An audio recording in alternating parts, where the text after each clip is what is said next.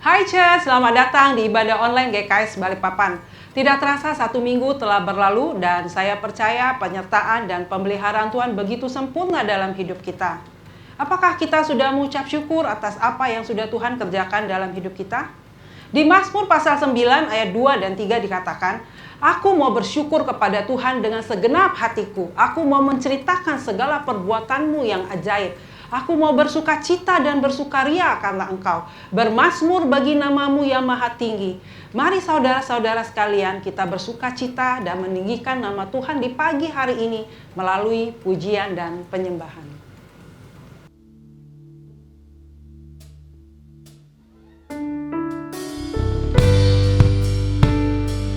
Terima kasih Tuhan, kami bersyukur untuk hari ini. Kita semua atas kebaikan-Mu bagi setiap kami Tuhan. Kami menyatakan kebaikan-Mu lebih lagi Bapa. Kebaikan setiap kami, menaikkan pujian dan penyembahan bagi-Mu Tuhan.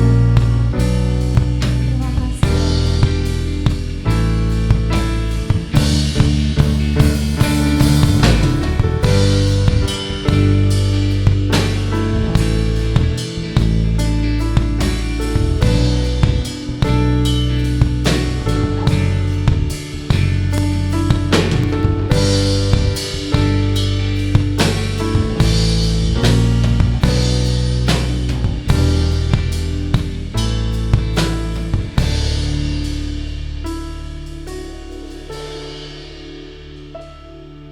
Kau Allah yang setia,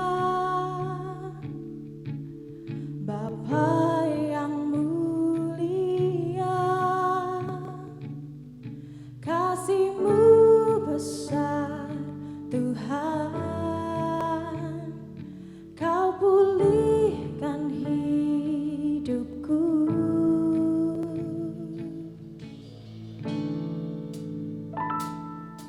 Kaulah harapanku, hidupku dalam-Mu. Terima kasih Tuhan, Kau selamatkan hidupku.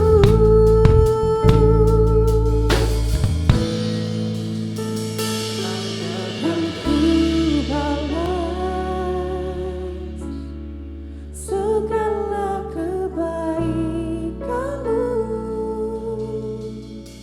Segenap hatiku menyembah-Mu Yesus. Ku bersyukur padamu selamanya.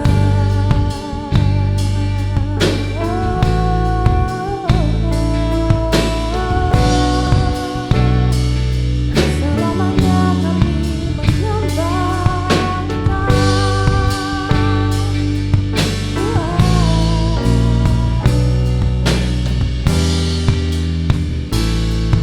Katakan sama-sama.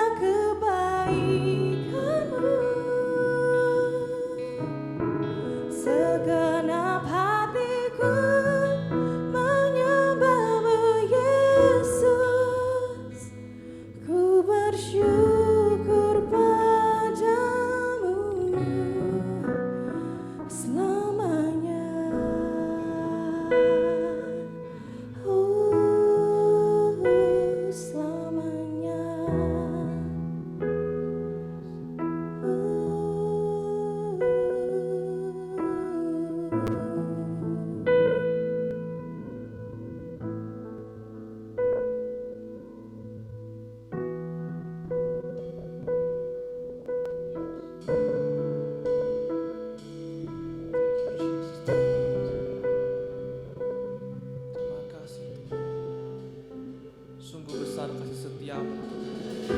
Sungguh besar kemuliaan.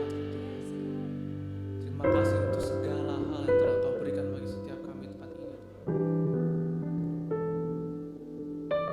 I'm grateful for you, Jesus. Kami bersyukur atas kasih karunia-Mu, Tuhan. Untuk kebaikan, untuk kemurahan, untuk segalanya, Tuhan, yang Kau sediakan. Sekarang kami mau, Tuhan, mengikuti Engkau, Tuhan, dimanapun Kau berada, Tuhan. Thank you, Lord Jesus. Mari semua jemaat katakan. Semua karena anugerah-Mu hari ini ada. Bukan karena kuatku, namun karena Roh-Mu. Ku bawa hatiku, penyembahanku semakin berkurang, Yesus semakin bertambah. Mengikut Yesus, itulah kesukaan hatiku. Ku lepas semua hakku untuk mengenal kehendaknya di hidupku. Mengiring Yesus, itulah kekuatan hidupku. Ku yakin anugerah-Nya mampu jadikanku hamba yang berkenan selalu. Oh,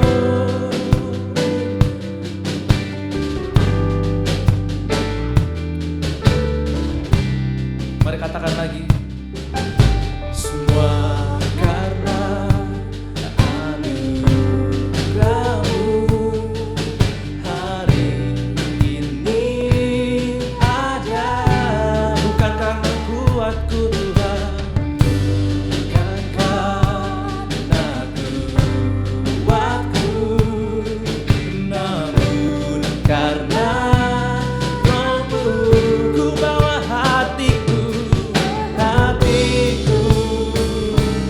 penyembahanku semakin berkurang, semakin berkurang, Yesus semakin bertambah. Mengikut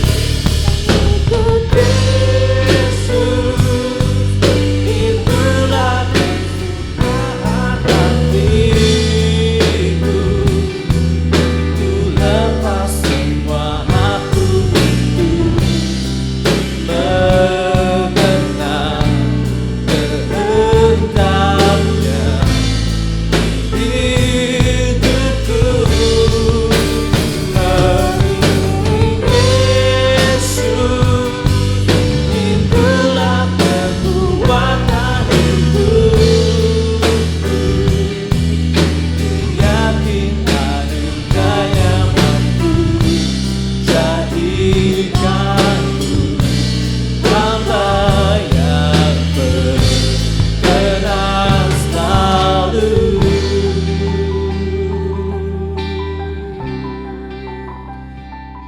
Jadikanku hamba yang berkenan selalu, Tuhan. Haleluya, haleluya. Come on, just sing it out.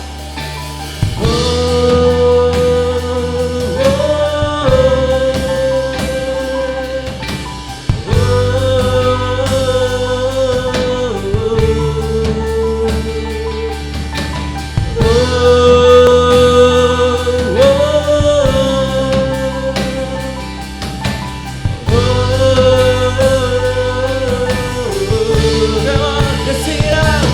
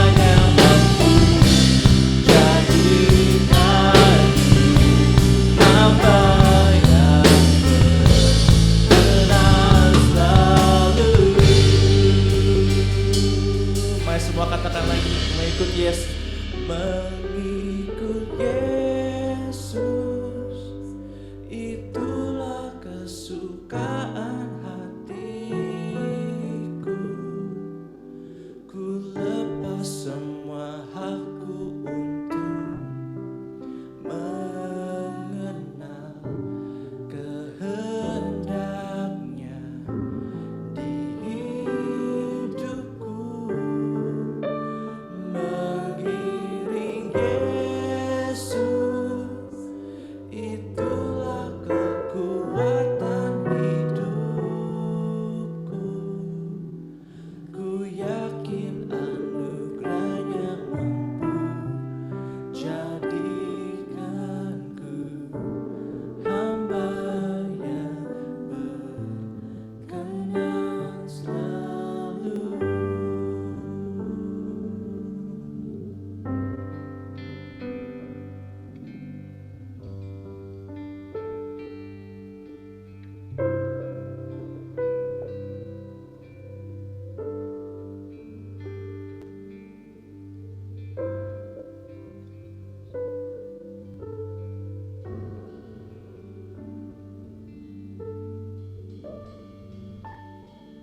Terima kasih untuk praise dan worship team yang telah melayani kita. Kita dapat merasakan hadirat Tuhan saat pujian dan penyembahan. Dan sebentar lagi kita akan menyaksikan pemberitaan firman Tuhan yang akan disampaikan oleh seorang hamba Tuhan yang humble, smart, dan powerful dari GPCC, yaitu Pastor Jose Carroll.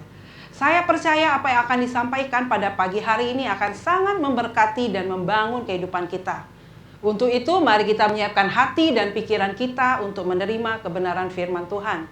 Dan jangan lupa menyiapkan buku catatan atau tablet untuk mencatat firman Tuhan. Tuhan Yesus memberkati. Shalom kepada saudara semua, Jemaat GKS Balikpapan yang dikasihi Tuhan. Apa kabar saudara semua? Dengan saya Jose Carroll di sini, dan saya senang sekali untuk kesempatan hari ini saya bisa melayani saudara. Ucapan terima kasih saya pada Pastor Daniel dan semua kepemimpinan yang ada, yang telah memberikan kepercayaan pada saya untuk melayani saudara pada hari Minggu ini. Nah, tema yang diberikan pada saya untuk saya layani saudara hari ini adalah tentang servanthood. Nah, kepemimpinan saudara memberikan tema ini karena mereka peduli dan mengasihi saudara. Dan saya akan sepanjang firman Tuhan ini jelaskan kepada saudara mengapa saya berkata seperti itu. Servanthood bicara soal kerelaan kita untuk melayani Tuhan, hati seorang hamba. Karena konsep ini bukan datang daripada dunia, tapi konsep ini datang daripada Tuhan sendiri, dan Tuhan Yesus sendiri yang mencontohkan dan mengajarkan ini kepada kita. Nah, saya ingin memulai berbagi dengan saudara dengan mengutip daripada firman Tuhan yang diambil dari Filipi pasal kedua ayat ke-6 dan ke-7 terlebih dahulu. Di sini dikatakan Yesus yang walaupun dalam rupa Allah, Yesus sendiri yang dalam rupa Allah, tidak menganggap kesetaraan dengan Allah itu sebagai milik yang harus dipertahankan, melainkan telah mengosongkan dirinya sendiri dan mengambil rupa seorang hamba dan menjadi sama dengan manusia. Yesus yang adalah anak Allah, Yesus adalah Allah yang tidak menganggap kesetaraan dirinya dengan Allah, rela meninggalkan kemegahan surgawi, rela meninggalkan semua fasilitas yang dia miliki sebagai Allah, yang maha kuasa, yang mampu melakukan apa saja. Dia rela meninggalkan itu semua untuk menjadi seperti manusia yang penuh dengan keterbatasan. Dia yang tidak terbatas memilih untuk menjadi manusia yang terbatas, untuk kemudian datang melayani kita semua dan mencontohkan pada kita bagaimana dia mengambil rupa seorang hamba melayani seperti itu. Dia yang adalah raja. Waktu dia dilahirkan, telah lahir bagi kita raja dunia. Dia yang lahir sebagai raja, tetapi melayani kita sebagai seorang hamba. Itu sebabnya istilah servant king dikenakan kepada Yesus, karena dia yang telah mencontohkan kepada kita bagaimana dia bisa menjadi realita personifikasi daripada seorang individu yang mewakili seorang raja dan seorang pelayan. Nah, kata servant dan king, kata melayani atau pelayan dan raja, bukan dua kata yang sebenarnya disandingkan di dalam satu individu. Karena kalau dia raja, dia tidak perlu melayani. Kalau dia seorang yang melayani, dia bukan raja. Karena seorang yang melayani tidak punya fasilitas seorang raja. Nah, Yesus adalah seorang servant king. Dia seorang raja yang melayani. Dia adalah raja, tapi memilih untuk menghambakan dirinya, merendahkan dirinya, untuk melayani kita semua. Itu sebabnya kalau sudah perhatikan dalam seluruh Alkitab, ada banyak sekali konsep di mana kita mempelajari, di mana dia menampilkan dirinya sebagai seorang raja yang maha kuasa, yang bisa melakukan apa saja. Tetapi pada waktu yang bersamaan, dia juga menampilkan dirinya sebagai seorang individu yang melayani kita. Wahyu mencatat dia akan mengetuk di pintu, di depan pintu, menantikan pintu dibukakan. Seorang raja tidak perlu menanti pintu dibukakan. Seorang raja sebelum sampai, pintu sudah dibukakan bagi dia. Itu sebabnya dia mengambil rupa sebagai seorang hamba untuk melayani kita. Dan dia ingin mengajarkan pada kita mengapa dia melakukan itu. Nah, di dalam pelajaran ini tentang servanthood, saya memilih 7 poin atau 7 pelajaran yang saya ingin bagikan pada saudara, yang saya yakini kalau sudah terapkan dalam kehidupan saudara, akan menolong saudara untuk bisa menghidupi apa yang Tuhan ingin saudara alami dalam kehidupan. Pada waktu yang bersamaan akan menjadi apa yang pemimpin saudara inginkan bisa dicapai di dalam gereja saudara di Balikpapan. Itu sebabnya ada 7 hal yang saya ingin kita pelajari bersama-sama. Saya harap saudara mencatat, karena saudara sulit untuk bisa mengingatnya, karena ada banyak sekali hal-hal yang perlu kita catat bersama-sama. Saudara siap? Yang pertama adalah prinsip kebenarannya tentang servanthood. Ada prinsip kebenaran yang saudara harus pelajari di sini. Apakah itu? Mari kita baca bersama-sama. Markus pasal ke-9 ayat 35, Yesus mengatakan ini. Lalu Yesus duduk dan memanggil ke-12 murid itu, murid-muridnya. Katanya kepada mereka, jika seseorang ingin menjadi yang terdahulu, hendaklah ia menjadi yang terakhir dari semuanya dan pelayan dari semuanya. Satu ayat lagi sebelum saya jelaskan prinsip kebenaran apa yang perlu kita pelajari. Markus 10 ayat 43 katakan, tidaklah demikian di antara kamu.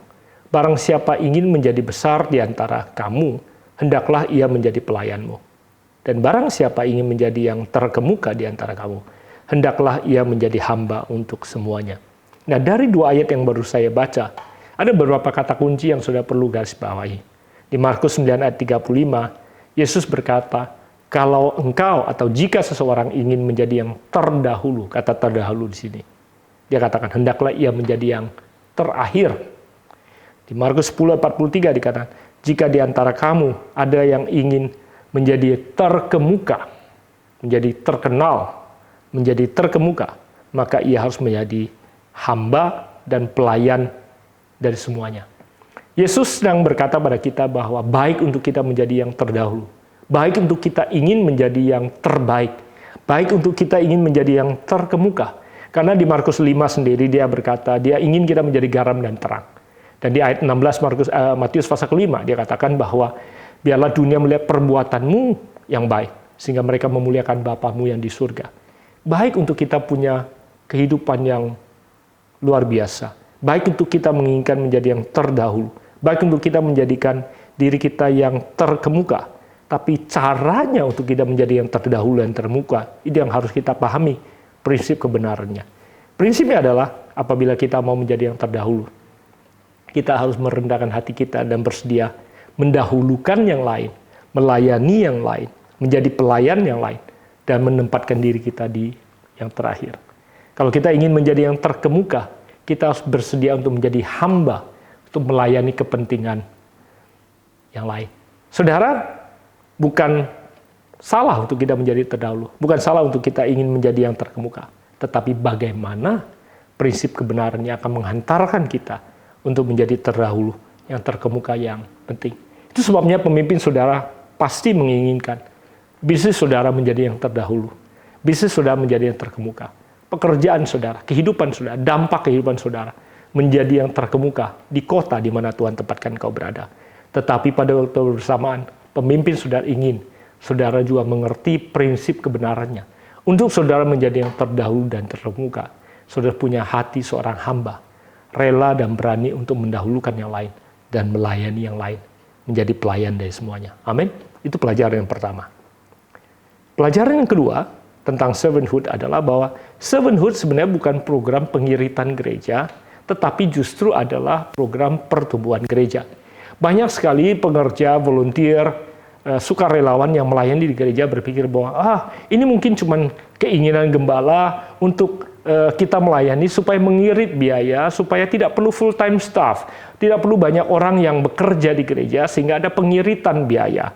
Bahkan ada teman-teman saya gereja-gereja yang ada di Eropa, di Amerika yang berkata bahwa ya kami tidak punya keuangan yang cukup untuk bisa menggaji banyak orang, sehingga kami mau menerapkan sistem volunteer atau pengerja sukarelawan yang tidak digaji atau tidak dibayar. Saya berkata bahwa itu adalah pendekatan dan pemikiran yang salah. Karena servanthood bukan program untuk pengiritan, tetapi justru untuk pertumbuhan.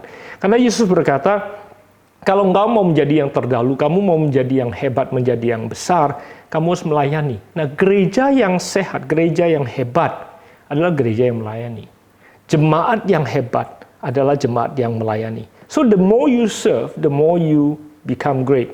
The greater you become. The more you serve, the greater you become. Karena greatness comes from serving. Kehebatan datang pada saat kita melayani. Kalau saya mau anak-anak saya menjadi orang hebat, saya harus rela dan tega melatih mereka untuk melayani, mendahulukan kepentingan orang lain terlebih dahulu. Pemimpin-pemimpin yang hanya mementingkan diri sendiri, bukan pemimpin-pemimpin yang hebat. Sudah lihat bangsa-bangsa yang hebat, sudah lihat pemimpin-pemimpin yang hebat. Pemimpin-pemimpin yang hebat adalah pemimpin yang rela dan mampu mengendalikan diri, mendahulukan kepentingan orang banyak demi kepentingan diri sendiri. Itu sebabnya servanthood bukan program pengiritan. Servanthood adalah program pertumbuhan daripada gereja. Karena gembala saudara, pemimpin saudara ingin saudara semua bertumbuh, maka sudah semua diajak dan ditantang untuk melayani. Baik di dalam lingkungan sudah masing-masing, maupun dalam kehidupan bergereja. Jadi pelajaran kedua tentang servanthood. Servanthood adalah program untuk saudara bertumbuh, bukan gereja mengirit biaya. Pelajaran ketiga tentang servanthood yang saya yakin juga akan menolong saudara adalah bahwa seorang pemimpin yang baik adalah pemimpin yang memanfaatkan pelayanan di gereja atau gereja untuk membangun jemaat dan bukan memanfaatkan jemaat untuk membangun pelayanannya. Seorang gembala dan seorang pemimpin yang baik adalah seorang pemimpin yang mendahulukan kepentingan jemaatnya dan akan memakai pelayanan dan gereja yang ada untuk membangun kehidupan jemaatnya, bukan sebaliknya. Pemimpin yang egois adalah pemimpin yang memanfaatkan jemaatnya untuk membangun pelayanannya. Nah, itu sebabnya saya percaya bahwa GKS dipimpin oleh gembala yang baik, karena gembala sudah ingin memakai pelayanan dan gereja yang ada untuk membangun kehidupan saudara. Dan untuk kehidupan saudara bisa maju, untuk kehidupan saudara bisa terkemuka, untuk saudara bisa menjadi yang terdahulu. Tidak ada cara lain kecuali saudara ditantang untuk melayani, untuk ditantang untuk menjadi dewasa, tidak hanya mementingkan diri sendiri. Nah, gereja yang kuat bukanlah hanya sekedar gereja yang jumlahnya besar, kehadiran jemaatnya di hari Minggu. Tapi gereja yang kuat adalah gereja yang jemaatnya semua aktif dan ikut melayani. Itu sebabnya saya percaya bahwa saudara punya potensi yang sangat besar untuk bertumbuh apabila saudara meresponi apa yang menjadi firman Tuhan kita di minggu ini. Saudara terlibat dalam pelayanan, saudara mulai menyadari bahwa prinsip kebenaran untuk saya bisa menjadi besar, menjadi terkemuka, bukanlah pada saat saya mementingkan diri sendiri, tapi pada saat saya melayani orang lain. Seorang pemimpin yang baik akan punya visi untuk ingin membawa orang dipimpinnya ke tempat yang lebih baik, menjalani kehidupan yang lebih baik, menjadi pribadi yang lebih baik. Dan saya percaya itu yang diinginkan oleh gembala saudara, bagi setiap saudara yang tertanam di GKS Balikpapan. Karena gembala saudara ingin saudara menjadi pribadi yang lebih baik. Beliau ingin membawa saudara ke tempat yang lebih baik. Itu sebabnya saudara harus ditantang dan diajak untuk melayani Tuhan, dimanapun juga saudara berada. Jadi pelajaran ketiga, prinsip yang ketiga, pemimpin yang baik akan memanfaatkan pelayanan untuk membangun jemaatnya dan bukan memanfaatkan jemaat untuk membangun pelayanannya. Pelajaran keempat tentang servanthood, tingkat keterlibatan jemaat untuk melayani akan menggambarkan tingkat kepercayaan jemaat kepada pemimpinnya. Saudara kalau mau tahu seberapa jauh sebuah gereja sehat, seberapa jauh jemaat itu percaya pada pemimpinnya, saudara bisa melihatnya daripada tingkat keterlibatan jemaat di dalam pelayanan. So, itu sebabnya gereja yang sehat bukanlah gereja yang jumlah anggota jemaatnya besar atau kebaktiannya besar atau gedungnya besar. Tapi gereja yang sehat adalah gereja yang tingkat keterlibatan jemaatnya tinggi, karena itu akan merefleksikan tingkat kepercayaan daripada jemaat kepada pemimpinnya. Nah, itu sebabnya ini adalah tantangan buat setiap pemimpin. Setiap pemimpin yang baik akan punya rasa percaya daripada jemaat yang cukup tinggi dan akan bisa dilihat daripada tingkat keterlibatan daripada jemaatnya. Nah, kalau saudara mau gereja saudara sehat, saudara harus terlibat. Dan keterlibatan saudara juga merefleksikan tingkat kepercayaan saudara kepada gembala dan pemimpin saudara. Nah, kalau saudara saat ini berkata bahwa saya punya pemimpin yang baik, saya punya gembala yang baik, dia orangnya baik sekali, tapi saudara tidak terlibat, saudara sebenarnya tidak menunjukkan rasa percaya saudara kepada beliau. Dan saudara juga tidak berkontribusi kepada kesehatan yang gereja saudara butuhkan, termasuk kepada pertumbuhan rohani yang saudara harus tunjukkan. Jadi itu sebabnya, Kalau saya seringkali kalau berkunjung pada satu gereja, saya tinggal memperhatikan seberapa jauh gereja yang ada di tempat itu atau jemaat yang hadir itu terlibat dalam pelayanan. Bukan cuma hari Minggu, tapi hari Senin sampai hari Sabtu. Bukan hanya dalam gedung gereja, tapi di luar gereja. Ada banyak sekali pelayanan yang sudah bisa terlibat di dalamnya yang tidak dilakukan di hari Minggu di dalam gedung gereja saja. Apalagi di masa pandemi seperti ini, kita belum atau mungkin saudara di Balikpapan juga belum beribadah secara di lokasi. Ada banyak sekali pelayanan dan perhatian yang bisa kita berikan kepada orang lain melalui kehidupan kita bergereja tanpa dilakukan di dalam gedung gereja. Itu sebabnya kalau saudara percaya dan mengasihi gembala dan pemimpin saudara, dan saudara mengasihi gereja saudara, dan saudara mengasihi Tuhan, maka melayani Tuhan melalui komunitas dan gereja yang saudara miliki adalah wujud saudara untuk kemudian menunjukkan dukungan dan kepercayaan saudara kepada pemimpin saudara. Jadi sekali lagi, pelajaran dan prinsip keempat, tingkat keterlibatan jemaat untuk melayani menggambarkan tingkat kepercayaan jemaat kepada pemimpinnya.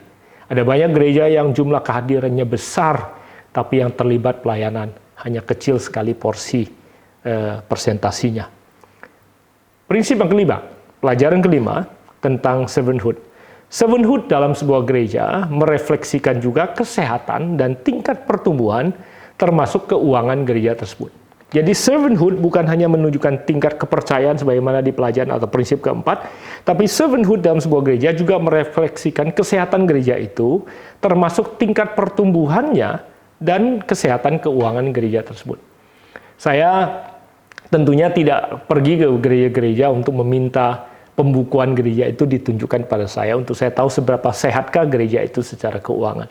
Apalagi di tengah-tengah pandemi seperti sekarang, ada banyak sekali gereja yang mengalami kesulitan, krisis keuangan, karena keuangan di gereja tersebut tidak sehat. Nah, saudara bisa mengenali kesehatan daripada sebuah gereja dengan melihat seberapa jauh ada tingkat keterlibatan pelayanan di situ, servanthood. Seperti tadi saya katakan, karena tingkat keterlibatan menunjukkan kepercayaan, rasa percaya, termasuk menunjukkan kesehatan sebuah gereja. Karena keuangan sebuah gereja sangat ditentukan oleh tingkat pelayanan atau tingkat keterlibatan, juga sekaligus tingkat pertumbuhan. Nah, gereja yang bertumbuh adalah gereja yang tingkat keterlibatan pelayanannya tinggi. Saya kasih saudara contoh. Kalau sebuah gereja tiba-tiba mendapatkan pertumbuhan kehadiran, katakanlah jemaat ada pertambahan jemaat yang sangat besar. Nah, pertambahan kehadiran di hari Minggu itu cuma menunjukkan pertumbuhan kehadiran saja, tidak menggambarkan kesehatan daripada gereja itu. Kesehatan gereja itu baru akan terlihat pada saat mereka yang hadir ini kemudian suatu hari terlibat dalam pelayanan. Mereka yang setelah sekian lama beribadah kemudian berkata, apa yang saya bisa bantu dan apa yang saya bisa lakukan. Tadinya mereka cuma hadir secara fisik, badannya datang. Sekarang mereka menawarkan tangannya. Mereka menawarkan bantuannya. Apa yang bisa saya lakukan? Itulah keterlibatan dan pelayanan, servanthood. Nah, pada saat mereka mulai terlibat pelayanan, mereka mulai percaya pada pemimpin yang ada. Dan mereka mulai melihat gereja ini adalah tempat yang sehat. Maka kemudian hati mereka ada di situ. Dan Alkitab berkata, di mana hatimu, di situ hartamu. Atau di mana hartamu, di situ hatimu. Nah, kalau hati mereka sudah tertanam di situ, maka keuangan mereka juga akan ditaburkan di situ. Nah, di dalam penggembalaan, saya sudah menggembalakan di Jakarta 21 tahun. Sebelumnya 14 tahun saya melayani di Jerman. Saya sudah lihat ada banyak gereja yang angka pertambahan kehadirannya meningkat, tetapi kolekte dan persembahannya tidak meningkat. Ada gereja yang pertambahan kehadirannya meningkat, tetapi tingkat keterlibatan pelayanannya, servanthood-nya tidak meningkat. Nah, saudara, yang bisa kita lihat sebagai angka pertumbuhan dan kesehatan gereja, bukan hanya kehadiran di hari Minggu, tetapi tingkat keterlibatan daripada jemaatnya, dan kemudian tingkat rasa percaya yang diungkapkan di dalam persembahan yang mereka percayakan di dalam gereja ini. Nah, itu sebabnya kalau jemaat datang, badannya datang duluan, tangannya belum tentu datang.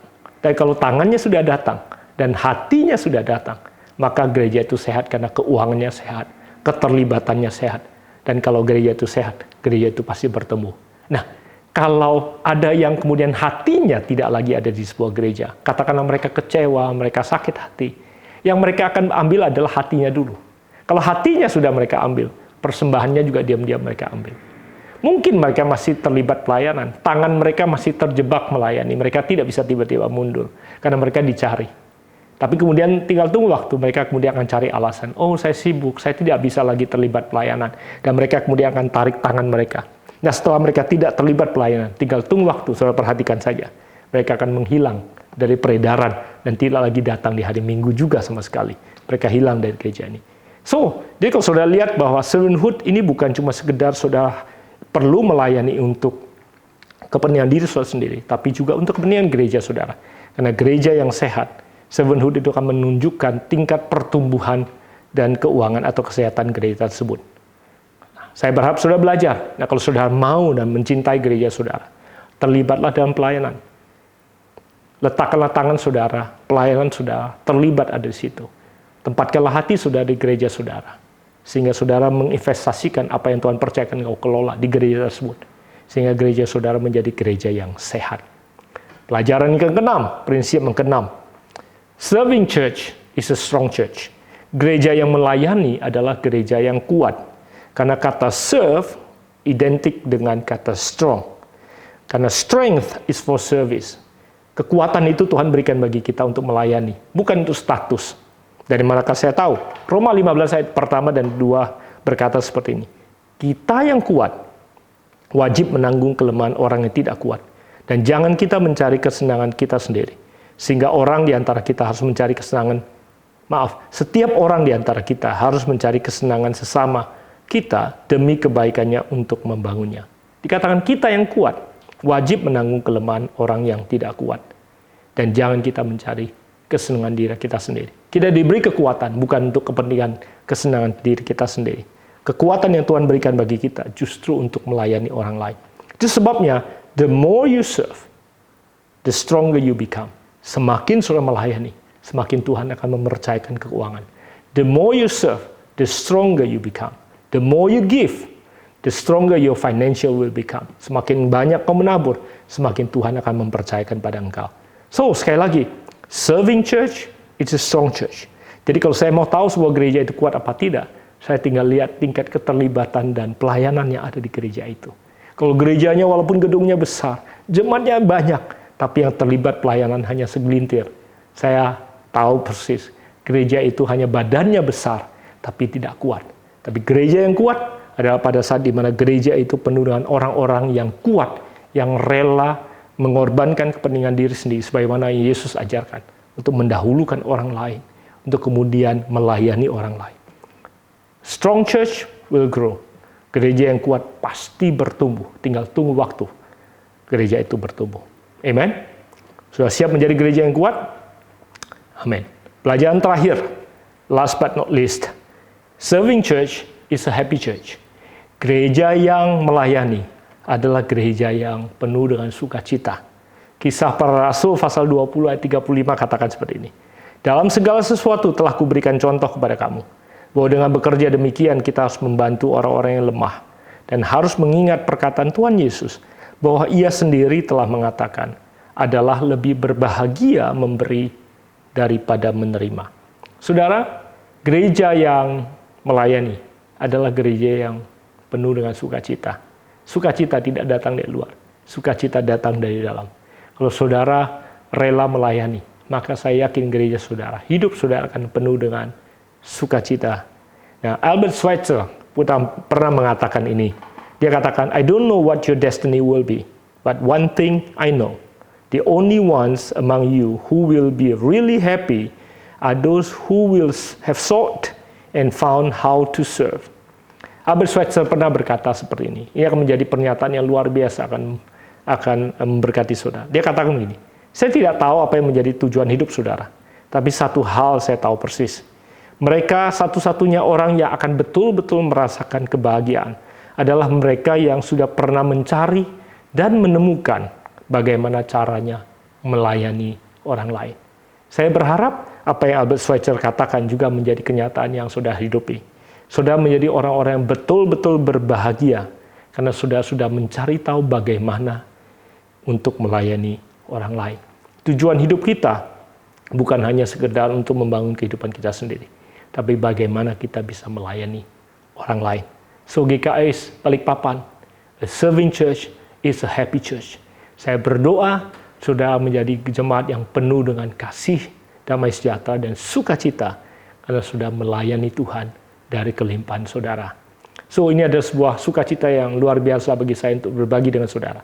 Saya berharap hari ini tidak hanya berbagi informasi, tapi kebenaran ini bisa memerdekakan saudara, membuat gereja saudara menjadi semakin kuat, terus bertumbuh, dan menjadi dampak dimanapun juga Tuhan tempatkan engkau berada, terutama bagi kota Balikpapan. Tuhan Yesus memberkati, dan izinkan saya doakan saudara sebelum kita berpisah. Mari kita tundukkan kepala kita, dan pejamkan mata kita untuk berdoa. Tuhan Yesus yang baik, kami menghampiri engkau dengan segala kerendahan hati. Terima kasih untuk firman-Mu, terima kasih untuk kebenaran-Mu. Kau ingin kami semua menjadi terdahulu. Kau inginkan kami menjadi terkemuka. Kau inginkan kami bersinar terang menjadi yang terbaik. Namun lebih daripada keinginan kami menjadi yang terdahulu, terkemuka, dan terbaik, Kau mengajarkan pada kami bagaimana caranya untuk menjadi yang terdahulu, menjadi yang terkemuka, yaitu dengan mendahulukan orang lain, tidak menginjak orang lain, yaitu dengan melayani orang lain, bukan memanfaatkan kehidupan orang lain, dengan tidak mementingkan diri sendiri, mengalah dan mendahulukan yang lain, penuh kerendahan hati. Kau mengajarkan kami dan Engkau mencontohkan itu pada kami semua. Hari ini kami bersyukur untuk prinsip kebenaran yang kami terima, karena kami tahu prinsip ini ya dan amin. Pada saat kami melakukannya, kami pasti bertemu dengan jalan keluar dan semua janji yang ada di baliknya.